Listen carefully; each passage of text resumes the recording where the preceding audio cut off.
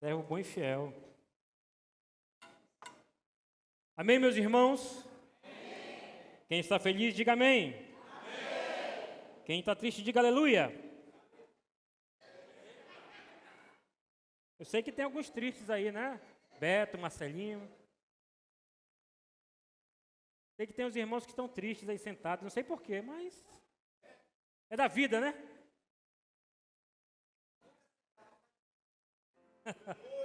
Amém, glória a Deus. Meus irmãos, para mim é motivo de felicidade estar mais uma vez aqui, para que nós possamos conversar juntos sobre a palavra de Deus. Depois do louvor desse abençoado, pulmões abertos, né? Revigorados. Será que eu vou ouvir a voz de vocês essa noite? Ou vai ser mais uma daquelas pregações onde eu olho os irmãos tudo triste, cabeça baixa? Meus irmãos, eu gostaria de falar com vocês uma coisa muito importante. Caminhos que levam à morte. Agora eu fiquei até numa dúvida, porque toda vez que eu prego, falaram até para mim, se eu soubesse que era tu que ia pregar, eu nem vinha. Será que minha pregação é tão pesada assim? Não tem feito efeito? Mas eu trago aquilo que está na palavra de Deus, eu trago aquilo que o Senhor me pede para falar para o povo. A palavra que eu trago não é minha, mas é dele. E nós temos que ter em mente uma coisa muito interessante. Paulo falou em 1 Tessalonicenses. Desculpe, irmão. Estou um pouco ruim da garganta aqui. Mas o Senhor corrige ao filho que ele ama. Então, se quando alguém estiver pregando aqui, o pastor ou outro pastor, ou quem quer que esteja, estiver pregando aqui, e você sente a lapada doer, agradeça ao Senhor e diga obrigado, Senhor. Eu sei que tu me amas, porque tu estás me corrigindo.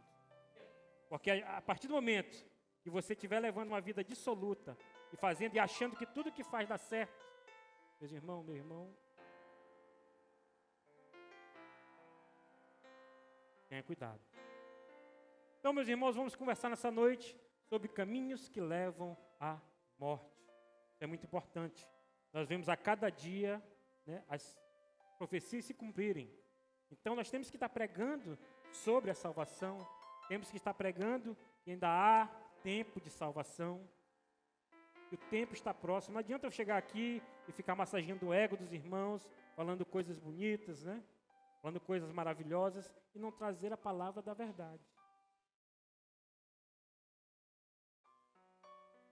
Os irmãos, nosso texto se encontra no livro dos Provérbios, no capítulo 14, no versículo de número 12. Quem quiser acompanhar na Bíblia pode acompanhar, mas vai estar aí na tela. Com um pouco d'água aqui por causa da garganta. Livro dos Provérbios, capítulo 14, no versículo 12, que diz o seguinte. Está na tela, todos acompanharem juntos.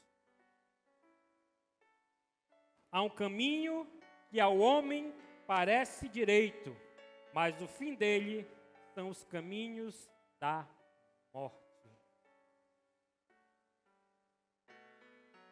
Irmãos ficaram calados agora, passaram tristes. Meus irmãos, há muitos caminhos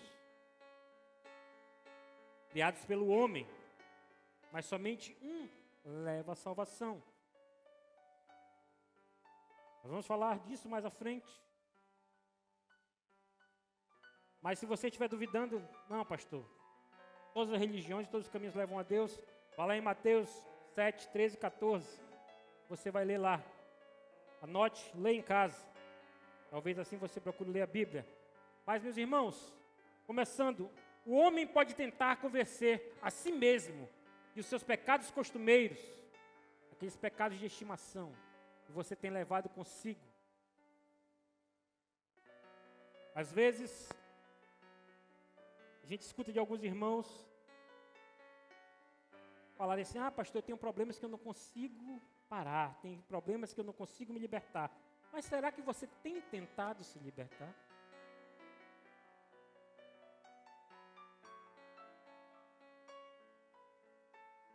Não adianta você se vitimizar para o seu pastor, se vitimizar para o seu irmão, se vitimizar para o seu líder, mas o Senhor sabe se a sua intenção, se aquele pecado de estimação que você carrega, é um pecado a qual você se arrepende e você tem tentado largar.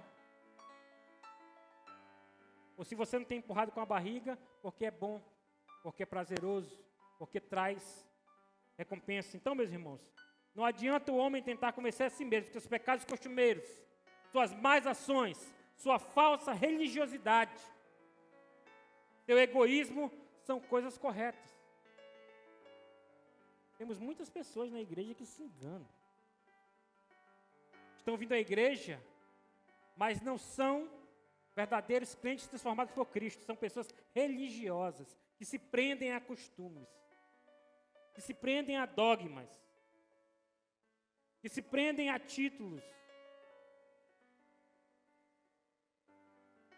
e querem de alguma forma oferir vantagem a si mesmo. Meus irmãos,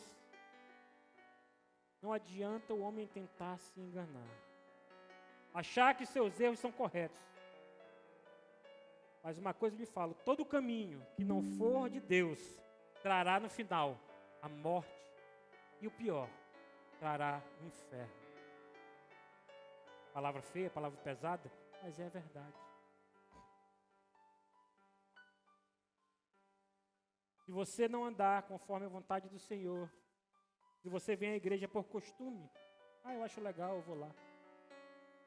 Em casa, meu irmão, até melhor. Não se engane, mas vem aqui para cultuar o Senhor, vem aqui para receber a bênção, vem aqui para receber a palavra, vem aqui para receber a transformação, para receber cura, para receber libertação. Muitas pessoas têm pego um caminho na vida, sem se dar conta que pegaram um caminho de morte.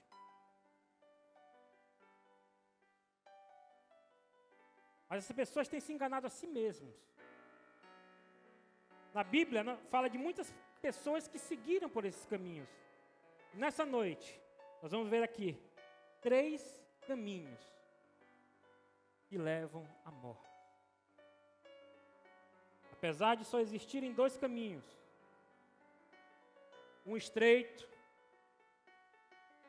uma porta estreita, um caminho estreito e difícil. E um outro caminho, uma porta larga, e um caminho largo e fácil. Dentro desse caminho largo tem vários caminhos que acompanham com ele. Nós vamos ver nessa noite 3. Primeiro caminho, o caminho do comodismo. Cadê ele? Caminho do comodismo que leva à morte intelectual.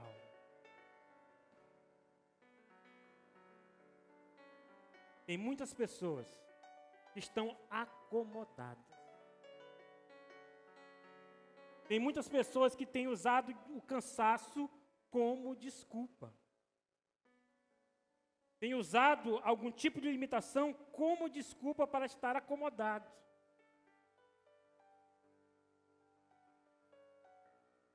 E existem vários pensamentos que acompanham o comodismo. Você quer saber se é uma pessoa acomodada, você pergunta dela: como é que está? Aí a pessoa vai te responder: está ruim, mas está bom. Quem já ouviu isso? Está ruim, mas está bom.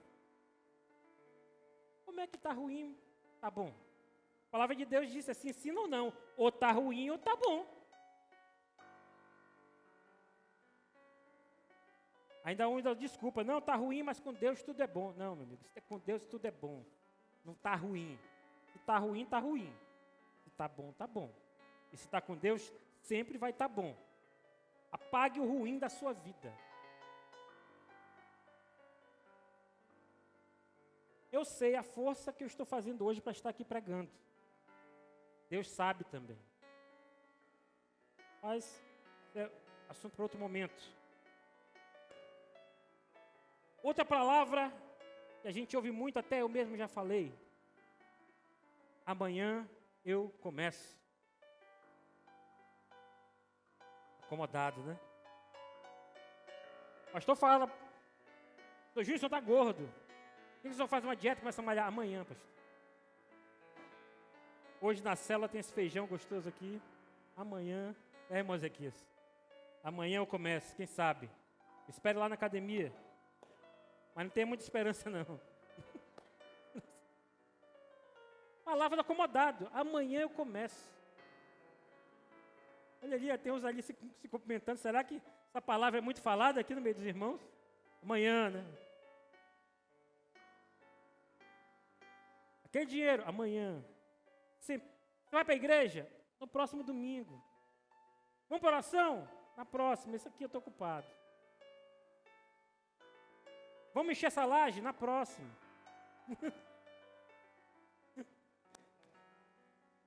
Palavra do acomodado.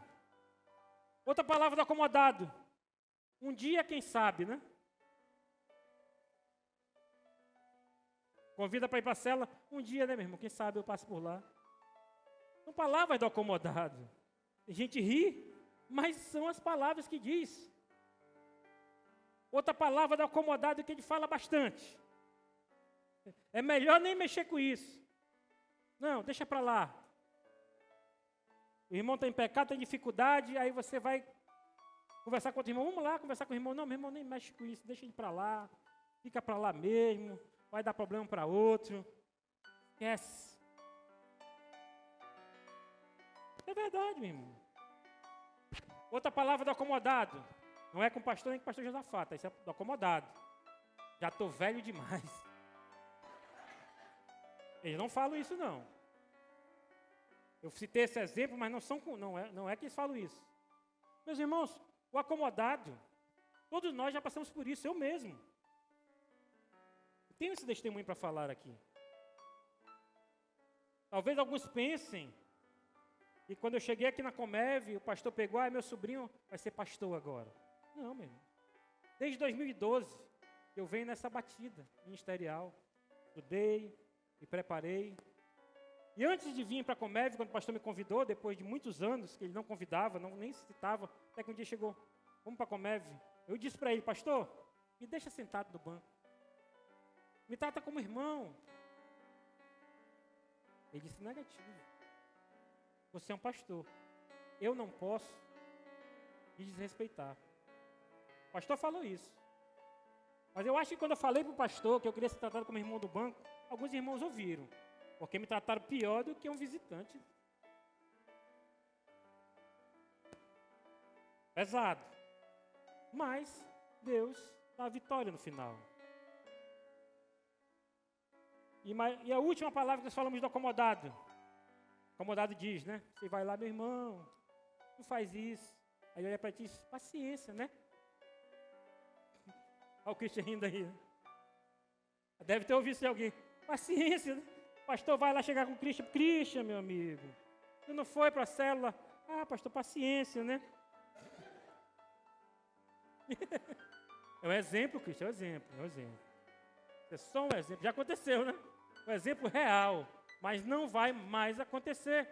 Porque eu tenho certeza que o Cristian não é mais acomodado. E quantos ainda estão acomodados aqui? Digo amém.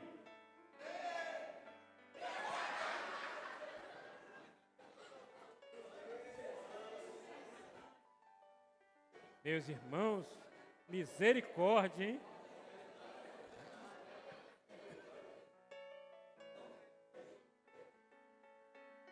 Então, meus irmãos, quantos irmãos nessa noite querem perder esse comodismo de estar fora da vontade de Deus? Digo amém. Amém.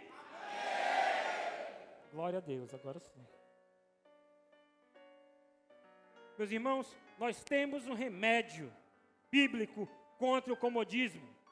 Se encontra lá no livro de Provérbios, capítulo 1, versículo 7. Vou colocar aí. Remédio bíblico contra o comodismo. Remédio bíblico contra o comodismo. Provérbios 1, 7. O temor, vamos todos juntos ler. O temor do Senhor é o princípio do conhecimento. Os loucos desprezam a sabedoria e a instrução. Amém. Prestaram bem atenção no que foi lido? O temor é o princípio. E quando ele fala em princípio, ele fala em início.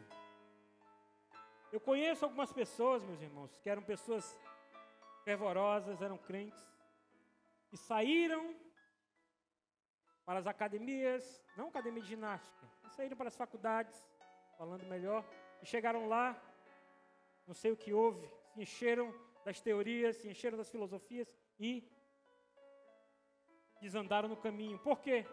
Porque não tinham no início guardado o quê? Temor é o princípio.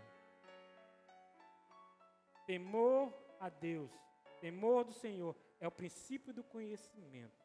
Se você guardar isso e ter isso como seu princípio de conhecimento, podem colocar para você toda a filosofia, toda a história, toda a geografia, toda a teoria, e você vai continuar tendo o seu princípio.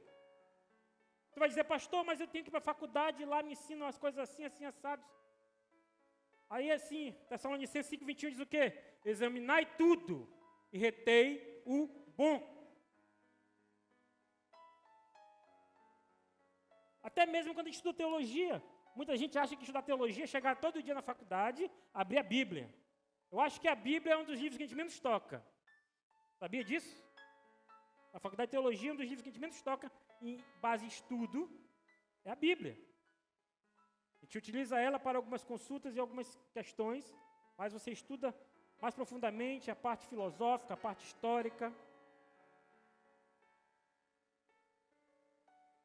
E eu já tinha até ouvido uma vez falarem para mim assim, eu disse, olha, se tu for estudar teologia, tu se desvia. Realmente, quem não tem o temor do Senhor como início, como princípio da sua educação, como princípio da sua sabedoria, pode fazer o que for, até matemática vai se desviar. Então, meus irmãos, temor é o princípio, o temor do Senhor é o início, é o nosso âmago. Se você disser, mas pastor, eu cheguei na igreja agora, eu já tenho uma formação, mas pegue o temor do Senhor e tente botar lá no início. Botar como alicerce de tudo que você aprendeu e de tudo que você ainda vai aprender. Eu tenho certeza que se você botar isso como alicerce, princípio, início, tudo que vier de novo não vai se sobressair sobre aquilo que você crê. Então, meus irmãos, o verdadeiro conhecimento vem com a justificação de Deus que nos lavou dos nossos pecados. Lá em Provérbios, capítulo 4, versículo 6, diz o seguinte: ame a sabedoria e ela cuidará de você. Se você tem o princípio da sua sabedoria, como o temor do Senhor, ame a sabedoria, porque você vai estar amando ao Senhor.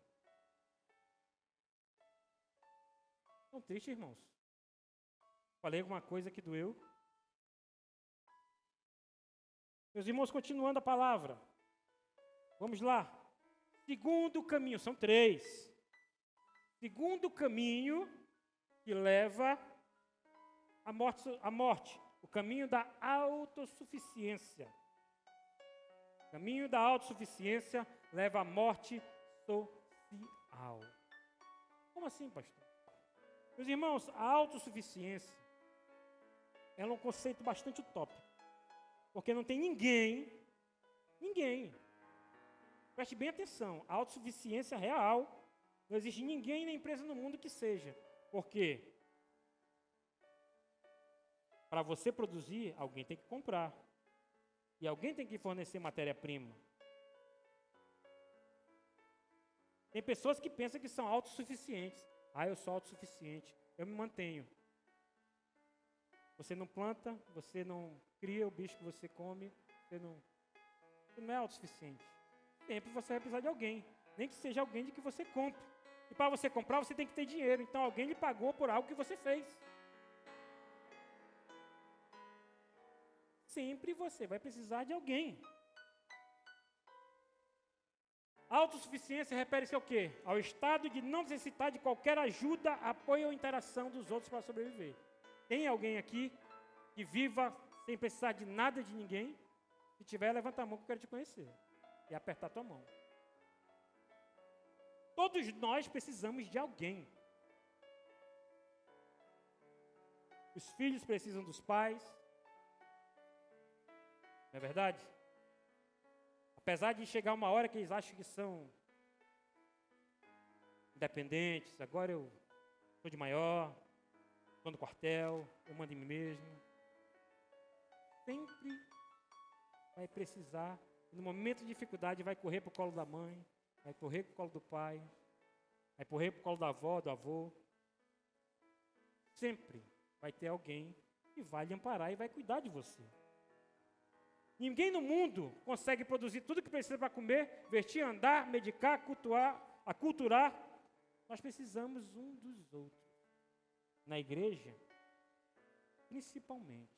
Nós vamos ver aqui algumas coisas que são pensamentos das pessoas que são autossuficientes.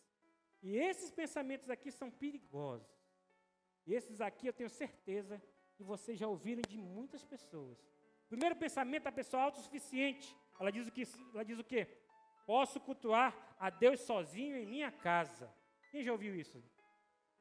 Eu posso cultuar, não preciso ir para a igreja não. Eu aqui na minha casa, eu escuto louvores, eu escuto pregações, e eu não preciso estar na igreja. Eu pego meu dízimo e minha oferta e vejo os pobres necessitados na rua e vou e distribuo cestas básicas. Essa doutrina mentirosa, essa doutrina do diabo que tem enganado muitos escolhidos. Na Bíblia não fala nada sobre isso, não. Sempre fala sobre congregar, sobre estar juntos.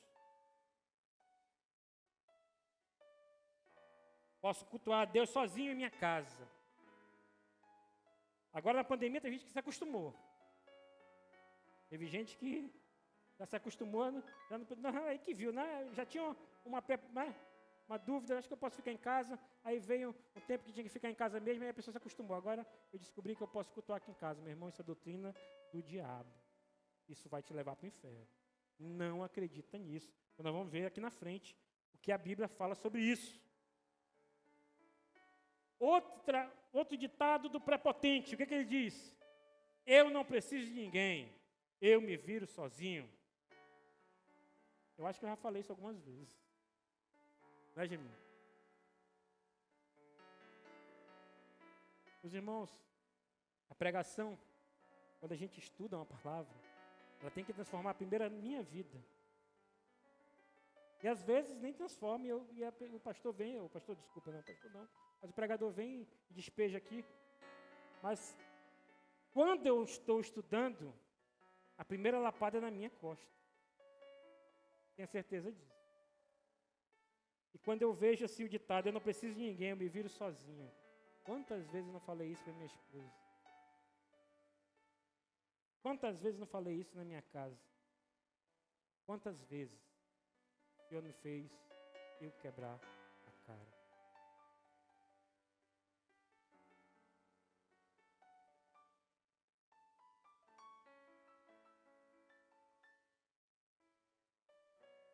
É um ditado, eu não preciso de ninguém, eu me viro sozinho. E o terceiro ditado, dito pela pessoa autossuficiente. Esse aqui eu tenho visto diariamente, até hoje. Na internet é o que mais tem. Só Deus pode me julgar. Tem irmão que diz, o pastor chega para ele e diz, irmão, pastor, só Deus pode me julgar. E tenha certeza que ele vai te julgar. Apocalipse 20, 11 e 15. Leia lá. Chegar em casa, você que acha que só Deus pode te julgar, chega na sua casa, abre o livro de Apocalipse, capítulo 20, versículo 11 ao 15, leia.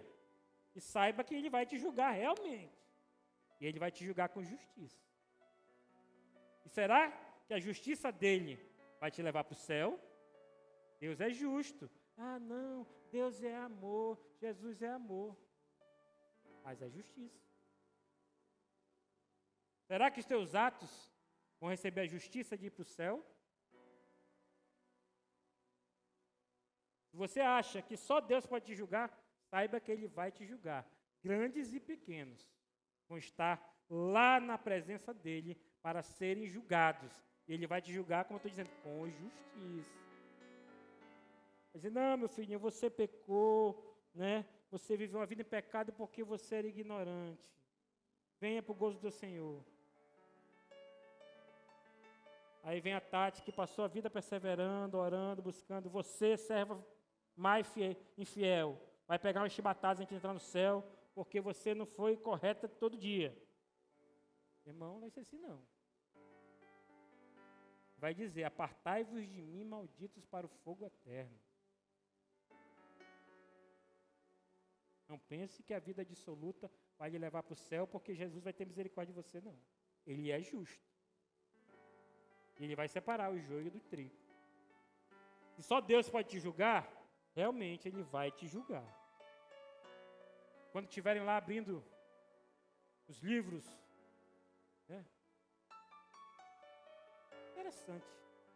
O pastor falou, voltando um pouco, domingo passado, sobre o telão, né? Que ele tinha medo do telão aparecer lá e aparecer a vida dele todinha, todo mundo vendo, né?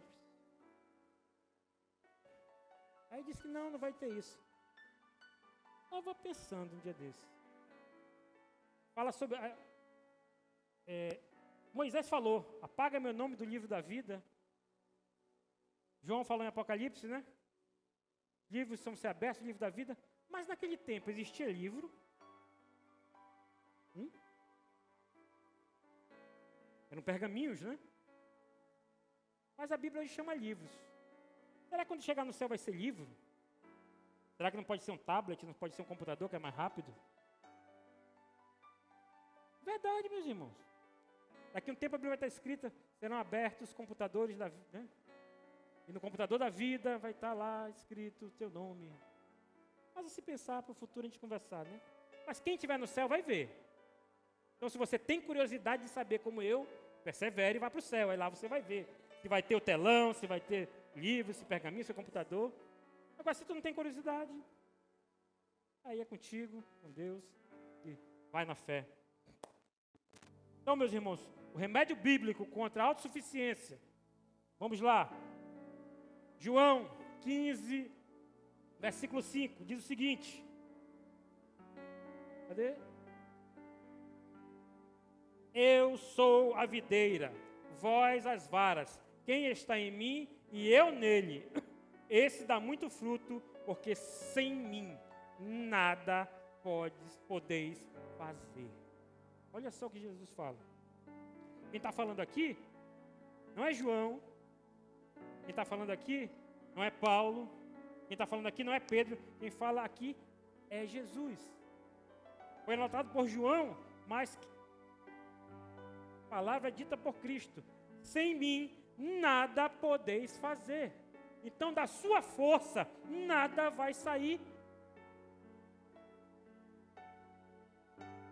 Se não for com Cristo, não adianta. Se não for com Cristo, não vai. Se não for por Cristo, desista. A sua força sozinha não é capaz de nada. Até mesmo aqueles que adoram outros deuses, colocam a sua força e acham que ela vem dos outros deuses. Quanto mais nós que cremos no Deus verdadeiro, que tem demonstrado e tem manifestado os milagres, você ainda duvida do poder dele.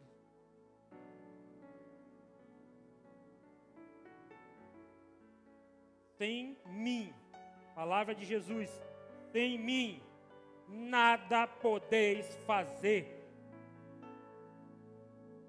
Segundo remédio bíblico para a autossuficiência, aqueles que acham que em casa podem louvar a Deus sozinho. Carta de Paulo aos Romanos, no capítulo 12, no versículo 5. Assim, nós que somos muitos, somos um só corpo. Nós que somos muitos aqui, somos um só corpo em Cristo. Mas individualmente, somos membros uns dos outros. Será que você tem sido membro do seu irmão do seu lado? Será que quando seu irmão precisou de apoio, você foi um membro que apoiou a ele? Será que você tem apoiado a sua igreja? Será que você tem apoiado o seu pastor? Será que você tem apoiado os seus irmãos?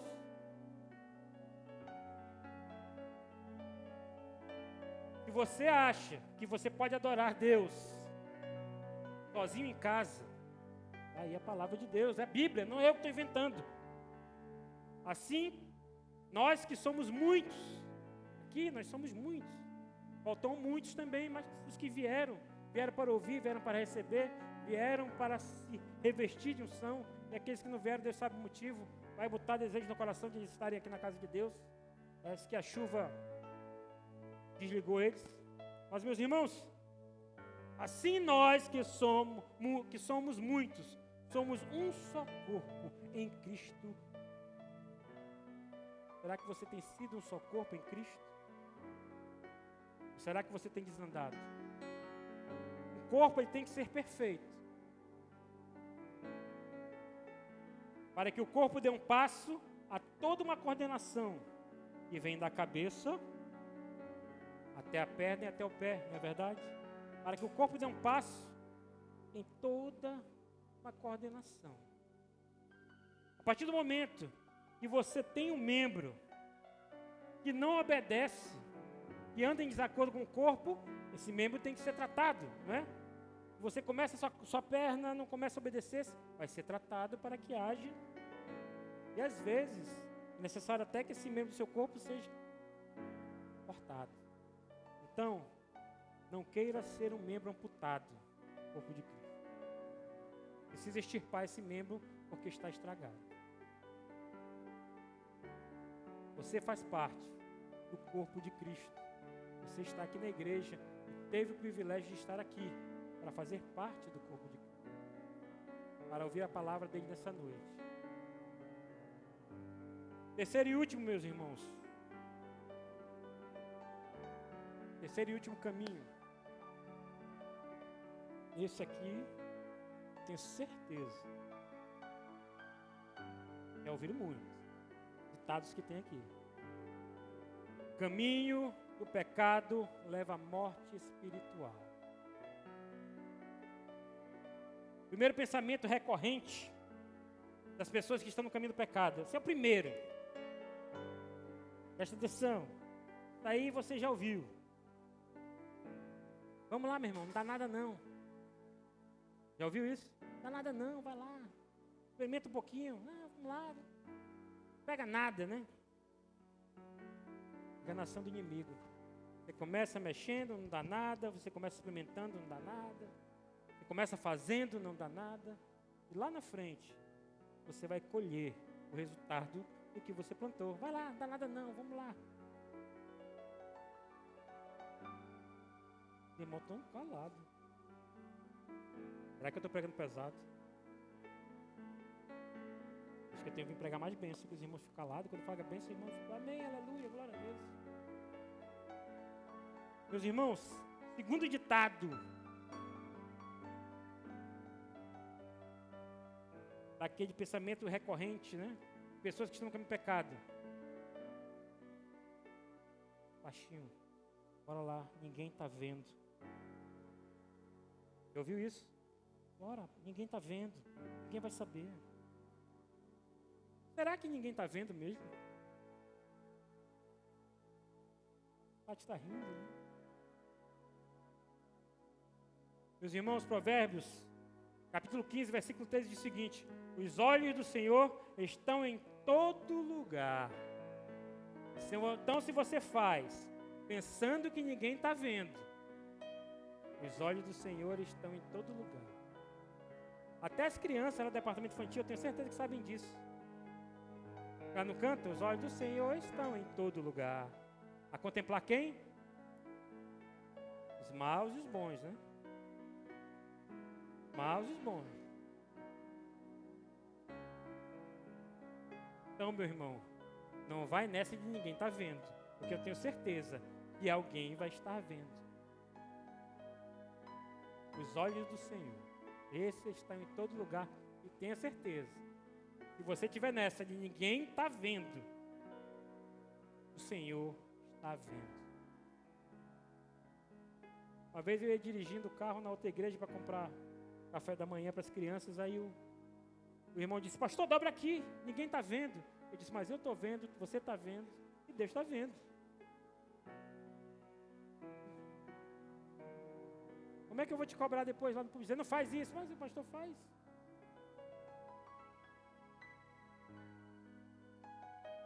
Então, se você acha que ninguém está vendo, você está vendo o seu próprio pecado. além de Deus. Então, meus irmãos, não ache que ninguém está vendo, porque o Senhor está vendo. Esse aqui, de vez em quando aparece, esse ditado. Isso antigamente era pecado, agora não é mais não. Como? Não, isso aí só antigamente, na época lá de Jesus isso era pecado, hoje não é mais. Que conversa é essa? Como diz o pastor, que coisa mais horrível. Mas tem. Mas será que isso é verdade? Que só antigamente era pecado e agora não é mais? Na carta de Paulo aos Hebreus, capítulo 3, versículo 8, diz o seguinte: Jesus Cristo é o mesmo ontem e hoje e eternamente. O que era pecado antes é pecado hoje, será pecado amanhã. Não existe isso, era pecado antes, hoje não é mais não. Vai nessa filosofia. Meu irmão, pecado é pecado. Ah, é o meu pecado de estimação. É pecado e vai te levar para o inferno e acabou-se. Não tem muito o que discutir não. Pecado vai levar para o inferno. No final, você acostumou com ele, não se acostume pecando, subindo, e não descendo.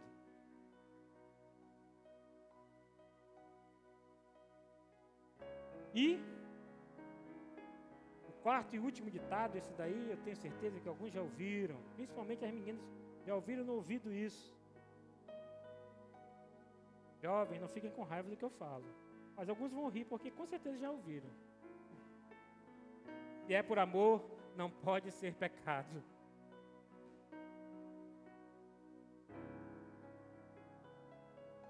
Não, é por amor. Jesus é amor, isso aqui é por amor.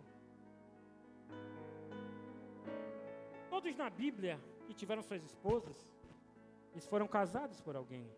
Aí alguém vai dizer, pastor, mas e quem casou Adão e Eva? Deus? Ou você acha que Deus teve o trabalho de fazer Adão do pó, depois fez Eva da costela dele, só fez puxar, tá aí, vai? Não. Você ele chamou, está aqui a sua mulher, entregou para ele. E assim você que é filha, um dia vai ser entregue pelo seu marido, pelo seu pai.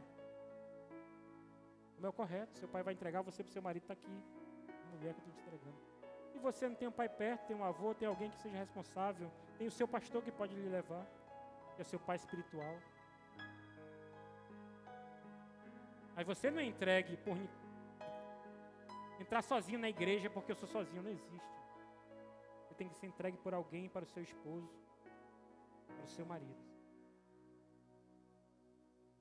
Não vai na quarta do cara não, o cara te chega contigo, te leva lá pro hotel, aí chega lá, não, aí a menina, não, mas eu sou crente, aí o homem, espera aí, encosta aqui do meu lado, Senhor, esteja agora casando nós dois aqui. Não cai nesse conto da carochinha não, meu. Casamento não é dessa forma. Todos foram casados, nós vemos isso lá na Bíblia. Quando Abraão mandou buscar a Rebeca lá para o seu filho Isaque. Então, meus irmãos, o remédio bíblico contra o caminho do pecado está lá em Romanos, capítulo 6, versículo 23. Porque o salário do pecado é a morte, mas o dom gratuito de Deus é a vida eterna por Cristo Jesus, nosso Senhor. A vida eterna não é só a vida eterna. A vida eterna por quem? Por Cristo Jesus. Não é a vida eterna por Pedro, por Paulo, por Salomão. A vida eterna por Cristo. Jesus dá a vida gratuitamente, meu irmão, a todos aqueles que nem creem. Aqueles que creem em Cristo vão receber a vida eterna gratuitamente, nada é cobrado. O alto preço já foi pago lá na cruz. Você hoje tem a oportunidade de falar mas digamos assim, que face a face com Cristo. Você pode se ajoelhar. Antigamente, no Velho Testamento, precisava levar as suas petições ao sumo sacerdote, e ele entrava no Santo dos Santos, onde eram expiados os pecados do povo, e hoje não. O véu foi rasgado e você pode, aonde você estiver, se ajoelhar e falar com Cristo. E se você tiver com seus ouvidos e mentes e corações abertos, você ainda consegue ouvir Ele falar. O Senhor, para falar contigo, Ele não precisa mandar alguém chegar para ti e dizer, eis que eu te digo. O Senhor, quando quer falar contigo, Ele fala por um louvor, Ele fala por uma palavra, Ele fala até mesmo no silêncio. Às vezes a gente vai atrás das orações, onde tem revelação, eu vou lá que Deus quer falar comigo, ouvir Deus falar comigo, e vai 10 vezes. Eu conheci uma pessoa que toda vez ia para a oração, querendo ouvir Deus falar, e chegava na vez dela, a pessoa pulava e falava do lado. Meus irmãos, quando Deus quer falar com você, basta você ter a sensibilidade de ouvir. Não precisa você ir atrás de revelações de orações, porque a maior revelação foi deixada na Bíblia. Ela está aí para você. Nós temos o segundo remédio. Está lá em 2 Coríntios, capítulo 5, versículo 17. Diz o seguinte: assim, se alguém está em Cristo, nova criatura é. As coisas velhas já passaram e tudo se fez novo. Quantos aqui nessa noite podem dizer que são novas criaturas em Cristo? Quantos aqui podem dizer que as coisas velhas já passaram e tudo se fez novo na sua vida? E quantos aqui nessa noite querem que seja restaurado, querem que sua vida seja algo novo?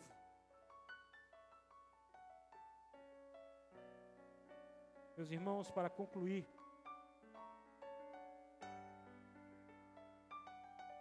já terminando a palavra, o grupo de louvor quiser se posicionar logo. Até conversamos sobre isso, mas eu acho que eles não entenderam.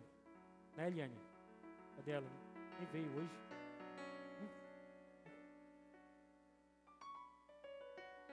Meus irmãos, saiam destes caminhos de morte e encontrem o único caminho que leva a Deus. E o único caminho que leva a Deus e que leva a vida se chama Jesus. Bote o último versículo aí, por favor. Não tem o último, não? Meus irmãos, João, capítulo 14, no versículo 6, diz o seguinte: e disse-lhe Jesus, eu sou o caminho, e a verdade e a vida. Ninguém vem ao Pai, senão por mim. Nós vimos aqui 3 caminhos, assim, né? Botando assim, mas assim. 3 caminhos que levam à morte, mas somente um caminho leva à vida. E Cristo diz, eu sou o caminho e a verdade e a vida. Ninguém vem ao Pai, senão por mim. Nessa noite, meus irmãos, que esta palavra possa cair em terra fértil e possa frutificar na vida e no coração de cada